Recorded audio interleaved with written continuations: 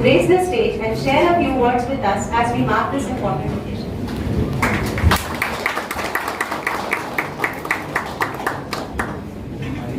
नमस्कार। सबसे पहले मैं धन्यवाद कहूँगा for giving me this opportunity to come and talk about something which is so close to my heart. This is something जो मैं खुद proactively, I talk a lot about fitness. I try to motivate if I can. मैं प्रेरित करता हूँ कि आप कम से कम दिन का 1 घंटा अपने लिए जरूर निकालें। और आज जब आपने मुझे ये मौका दिया, ये मंच दिया, मेरे लिए इससे ज्यादा खुशी की बात नहीं हो सकती कि आज मैं आके उस विषय के बारे में आप सबके बारी लेकर मैं एंड फॉर दैट मैटर मेरा पूरा परिवार इतना कंसर्न रहा है। मुखिया जी ने अभी एक मीम का जिक्र किया और सही में वो मीम मैं भी देखता हूँ that obesity runs in the family but nobody runs in the family is the reason why.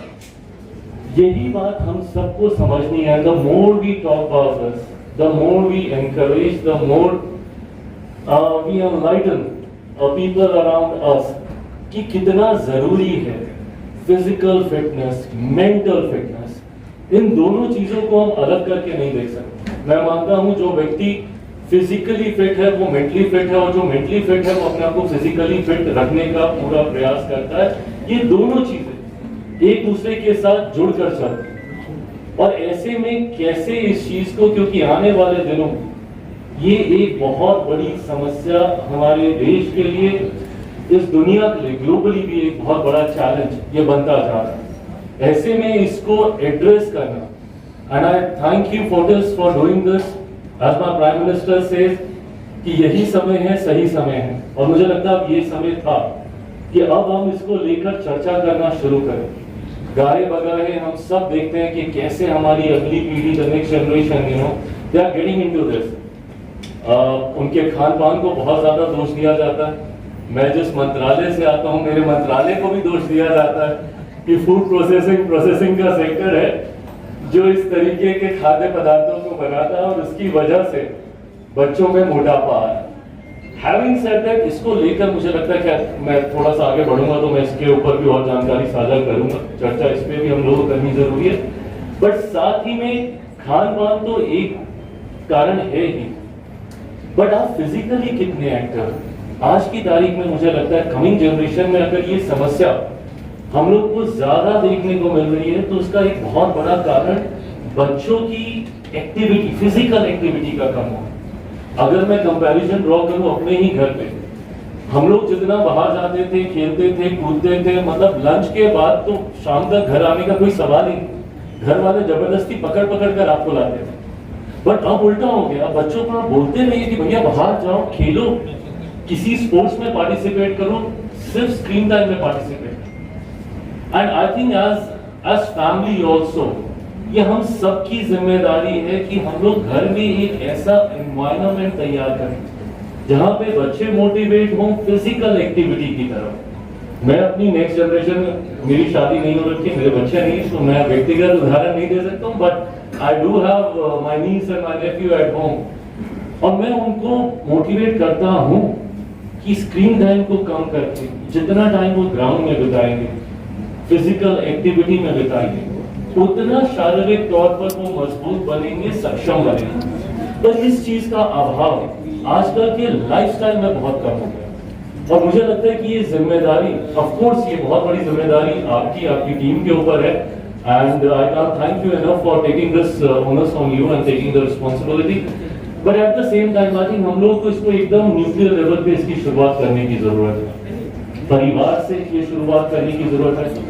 आप क्या खाते हैं, आपका लाइफस्टाइल कैसा है, कितने बजे आप सोते हैं, कितने बजे आप उठते हैं, ये तमाम चीजें आपकी शारीरिक और मानसिक हेल्थ को इफेक्ट करती हैं। I come from a family where everybody in my family is very particular about fitness and everybody is very very health conscious and anybody who knows my father, आप उनको बहुत अच्छे से जानते थे। ये इंस्पिरेशन मैंने अपने पिता से ली।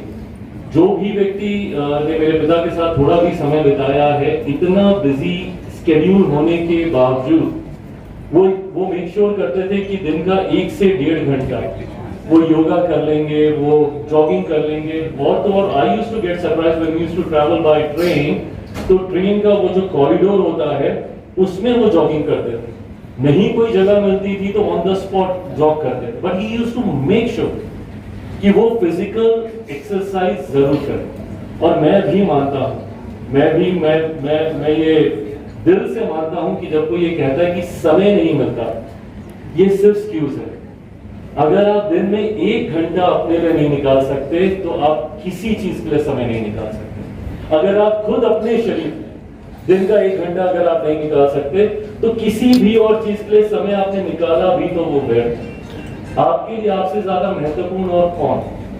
और जान है तो जहान है। अगर आपकी सेहत है तो सब कुछ है। कल को आप लंबा जी पाएंगे, जीवन भर का स्ट्रगल कर पाएंगे, सारा मानसिक शारीरिक दबाव ले पाएंगे, तभी ले पाएंगे जब आपके अंदर वो क्षमता होगी। और वो क्षमता तभी होगी जब आप कंसिस्टेंटली, ओवरनाइट कुछ नहीं होगा। आज कर लिया, उसके बाद 2 महीना नहीं किया, फिर 1 दिन कर लिया, फिर 4 दिन नहीं किया। एंड एक्सरसाइज का मतलब कभी ये नहीं है कि आप जाइए, जिम जाइए, डंबल्स उठाइए, वेट्स कीजिए, बिल्कुल भी नहीं। मैं आज से कुछ साल पहले तक I was into weight training and stuff, but then eventually फिर वही कि समय अब कम है, बट मैं उसको बहाना नहीं बना सकता। तो अगर मैं जिम नहीं जा सकता तो कम से कम घर पे योगा कर सकता हूँ, स्ट्रेचिंग कर सकता हूँ। और जो मैं करता हूँ, कार्डियो घर पे जितना हो सकता है वो मैं करता हूँ। Engage yourself. एंड ये सारी चीजें हम तो खैर जितना करें ही करें, बट अगली जनरेशन को जरूर हम लोग मोटिवेट करें। साइकिलिंग करें, स्विमिंग करें। ये कुछ ऐसे स्पोर्ट्स हैं जिसमें अगर आप शुरू से अगर जुड़ जाते हैं, टेनिस वो आपका स्टेमिना भी इतना ज्यादा बिल्ड करता है, बैडमिंटन, ये तमाम ऐसे स्पोर्ट्स हैं। हम लोग स्कूल में हम लोग बास्केटबॉल वगैरह खेला करते थे। ये तमाम चीजें ऐसी हैं जिसमें हम लोगों को मेक श्योर करना चाहिए कि कम से कम हमारी आने वाली पीढ़ी इन चीजों के साथ जुड़े, कनेक्ट करे। आज चिंता ज्यादा इसलिए बढ़ती जा रही है क्योंकि आजकल बच्चे अगर कोई स्पोर्ट भी खेल रहे हैं तो चिंता इस बात की कि वो मोबाइल पे खेल रहे हैं, आईपैड पे खेल रहे हैं, उसी में ही वो क्रिकेट भी खेल रहे हैं, उसी में वो बास्केटबॉल भी खेल रहे हैं, उसी में फुटबॉल भी खेल रहे हैं। फील्ड पे तो आप जा ही नहीं। तो ऐसे में आज फैमिली हमारी भी जिम्मेदारी है कि बच्चों को कम से कम स्क्रीन टाइम दें और ज्यादा से ज्यादा मोटिवेट करें। खान प्रदान, खाना भी बहुत ज्यादा महत्वपूर्ण है। डाइट भी बहुत ज्यादा कंट्रीब्यूट करती है कि आप कैसे दिखते हैं, आपकी हेल्थ कैसी है। And as I said at the beginning of my speech कि मैं जिस मंत्रालय का प्रतिनिधित्व कर रहा हूं उस मंत्रालय के ऊपर ये ब्लेम सबसे ज्यादा आता है। आज भी आप सोशल मीडिया पे देखिए तो सबसे ज्यादा ये चिप्स आ गया, ये चॉकलेट आ गई, ये प्रोसेस फूड आ गया, वो प्रोसेस फूड आ गया, इसने जीवन बर्बाद कर दिया, सिर्फ यही चल रहा है।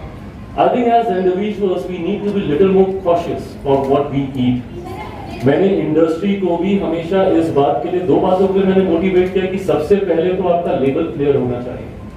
And I think as individuals and I think as mentors, you know, आप पेशेंट्स को भी जरूर इस बात के लिए गाइड करें कि हमेशा पढ़कर कंज्यूम करें, देखिए कि उसमें क्या है। अगर नहीं है उसमें अच्छी चीजें तो कभी उसका सेवन ना करें। और आप उसका सेवन नहीं करेंगे, कंज्यूमर ही नहीं होगा, तो ग्रेजुअली इंडस्ट्री भी उन चीजों को नहीं बनाएगी। और प्रमोट करें ऐसे डाइटरी प्रोडक्ट्स को जिसमें न्यूट्रिशंस वैल्यू हो, जिसमें हाई फाइबर कंटेंट हो, इस तरीके की चीजें जो आपकी सेहत के लिए अच्छी हैं। और बच्चों को भी शुरू से इस बात की आदत डालें, वो जाए कभी सुपरमार्केट कहीं पे भी जाके देखें, एक बार पढ़ें कि क्या है, क्या चीज हम लोग को लेनी चाहिए, नहीं लेनी चाहिए। मैं ये नहीं बोलता कि घर पे एकदम इतनी हम सख्ताई कर दें कि हर चीज खाने से पहले सोचें। ऑफ कोर्स इंडल्ज करना चाहिए, चीट डेज होने चाहिए। मेरे चीट डेज होते हैं, मैं इंडल्ज करता हूँ। आई कांट रेजिस्ट चॉकलेट्स, मेरे सामने चॉकलेट आती है, मैं खुद को मैं कंट्रोल नहीं कर पाता, बट देन फिर मैं उसको बैलेंस आउट भी करता हूँ। ये तमाम चीजें हम लोगों को भी समझने की जरूरत है और ज्यादा इसके बारे में चर्चा करने की जरूरत है। होता क्या है कि जब वेट पुट ऑन होने लगता है, धीरे धीरे आपका कॉन्फिडेंस लेवल कम होता है। कॉन्फिडेंस लेवल कम होता है, आप अकेले रहने लग जाते हो। अकेले रहने लग जाते हो, मेंटल हेल्थ पे उसका असर पड़ता है, मेंटल हेल्थ पे उसका असर पड़ता है, फिर आप और ज्यादा इंडल्ज करते हो। और फिर आप समझते हो कि भाई यही एक तरीका है। आप ज्यादा खाते हो, अकेले रहते हो, बिंज वॉचिंग करने लगते हो और बस अपने आप को आप अकेले कर लेते हो और वो कॉन्फिडेंस पे उसका बहुत बड़ा असर पड़ता है। ऐसे में जितना हम लोग इस चीज के बारे में बात करेंगे, हम लोगों को इसको भी एक न्यू नॉर्मल बनाना होगा so that people are open to come and talk about this. मैं देखता हूँ अगर ऐसे किसी क्लिनिक में या जो वेलनेस सेंटर्स हैं स्टफ, वहां पे लोग जाते हैं, छुप के जाते हैं, शर्मा के जाते हैं, चर्चा नहीं करते हैं उसके बारे में। ये कुछ ऐसे सो कॉल्ड टैबूज बन गए हमारी सोसाइटी में, जिसको हम नॉर्मल तभी कर सकते हैं जब हम उसके बारे में चर्चा करें। मेंटल हेल्थ का भी जिक्र किया, मेंटल हेल्थ भी उसी में से एक विषय है। आज की तारीख में मजाल है कि कोई दरखे की चोट पे कह दे कि मैं साइकियाट्रिस्ट के पास जा रहा हूं, कोई नहीं बोले। और अगर परिवार में से कोई व्यक्ति जा भी रहा है तो परिवार के 20 लोग और उसको छुपाने का प्रयास करेंगे, अरे नहीं दवाई लेने जा रहा है तो दुकान जा रहा है, नहीं बोलेंगे, चर्चा ही नहीं करेंगे। क्योंकि इन सारी चीजों को लेकर समाज में एक ऐसी धारणा बन गई, और ये किसने बनाई? हम ही लोगों ने तो बनाई है। समाज किससे है? हम ही लोगों से तो है। तो जब तक हम ही इसको नॉर्मल नहीं करेंगे, जब तक हम ही इसको लेकर बात नहीं करेंगे, मुझे नहीं लगता कि हम लोग उस समाज का निर्माण कर सकते हैं जिसकी कल्पना हम लोग करते हैं।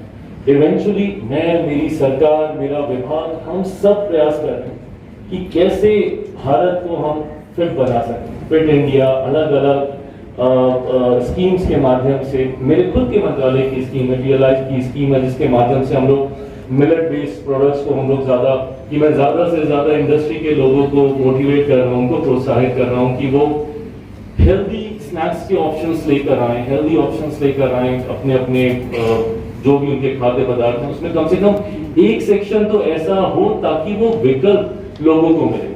अब उसके बाद किसी को सब जान के भी खा के ही मौका होना तो वो अब उनके ऊपर है, बट वो इच्छा शक्ति आपके अंदर आएगी तब जब वो ऑप्शंस भी आपको मिलने लगेंगे कि अच्छा ये नहीं तो मैं ये ले लेता हूँ। So I do try and motivate the people of my industry, and as I said, it has to be a collective effort, और जिस effort में मैं टीम फोर्टिस का दिल से धन्यवाद करूंगा कि ये बहुत खूबसूरत एंड मच नीडेड इनिशिएटिव है।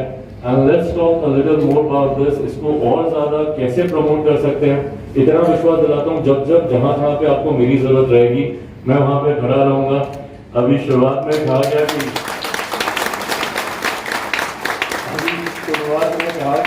जब हम सोच रहे थे कि चीफ गेस्ट किसको बुलाए तो मेरे अलावा कोई और ऑप्शन नहीं आया। मैं उस दिन की कल्पना करता हूँ जहाँ पे इतने सारे नामों के ऑप्शन होंगे, भैया हम इसको भी बुला सकते हैं, इसको भी बुला सकते हैं। I want that every industry, every sector of our country should motivate fitness. हर कोई स्वस्थ रहे, हेल्दी रहे, ये प्रयास हम सबको करना चाहिए। But most importantly I think परिवार से हम लोग को इसकी शुरुआत करनी होगी।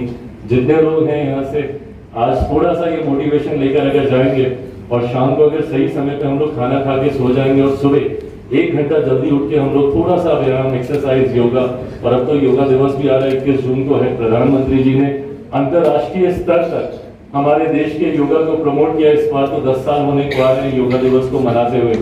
तो जो चीज हमारी है उसको सबसे ज्यादा हमें इस्तेमाल करना चाहिए। योगा हो, स्ट्रेचिंग हो, कार्डियो हो, वेट लिफ्टिंग हो, जो करें पर करें जरूर। कम से कम दिन का 1 घंटा अपने लिए जरूर निकालें। क्या खा रहे हैं उस पर जरूर ध्यान दें।